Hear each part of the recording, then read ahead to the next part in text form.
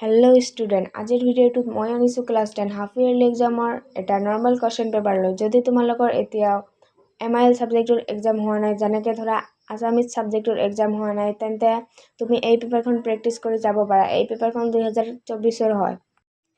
আৰু যদি তোমাৰ ডিষ্ট্ৰিক্টত হৈ যোৱা এক্সাম যেনেকুৱা ধৰা English, social science, general mathematics, এইকেইটা ছাবজেক্টৰ হৈ যোৱা এক্সামৰ কুৱেশ্যন পেপাৰখনৰ MCQ কেইটা সলভ কৰি লাগে, তেন্তে মই মোৰ ডিছক্ৰিপশ্যনত হোৱাটছএপ নাম্বাৰ দি দিছোঁ, তাতে তোমালোকে পঠাই দিবা আৰু মই সলভ কৰি দিম।